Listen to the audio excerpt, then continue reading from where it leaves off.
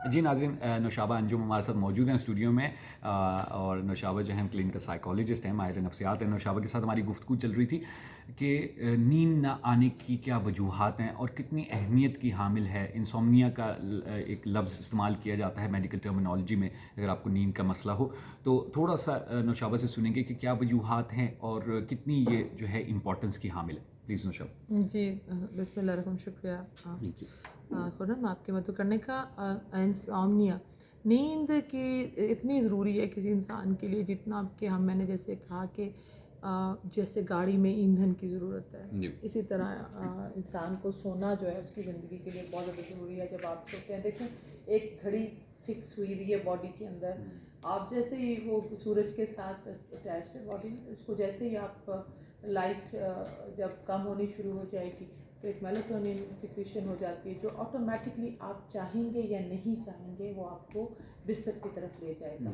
अभी मामला थोड़ा डिफरेंट होंगे इंसोम्निया, क्योंकि हम बड़ी आर्टिफिशियल लाइट्स में ज़िंदगी गुजार रहे हैं, टीवी मोबाइल का इस्तेमाल। इंसोम्निया की डिफरेंट किस्में हैं। जैसे स्लीपिंग डिसऑर्डर्स के ऊपर मैं बात करूँगी कि अभी हम इंसोम्निया पे कह सकते हैं। क्रॉनिक भी हो सकता है, हम इसको एक्यूट इंसोम्निया भी है, एडजस्टमेंट इंसोम्निया भी है।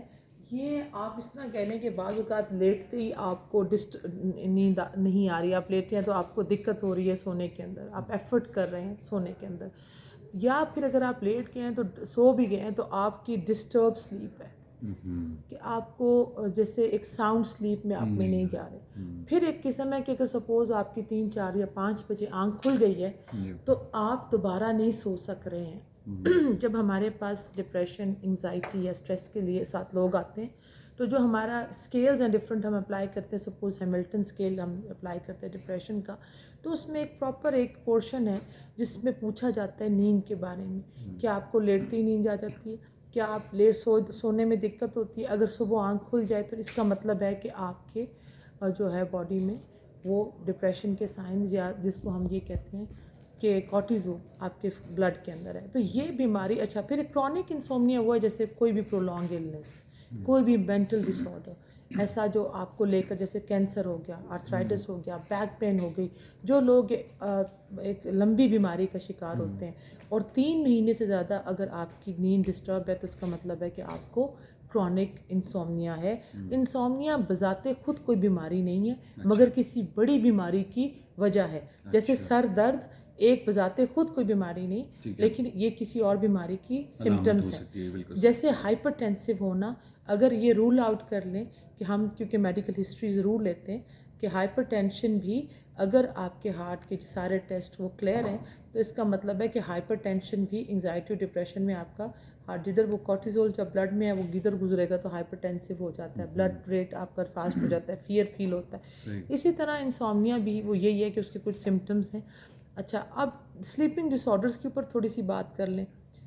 स्लीपिंग डिसऑर्डर्स के अंदर ये है कि एक तो सबसे पहली बात जिसको हम स्लीप एपनिया कहते हैं कि ब्रीदिंग पॉजेज आपको आएंगे आपके लिए, जिनको हम पैरासोमनियास कहते हैं।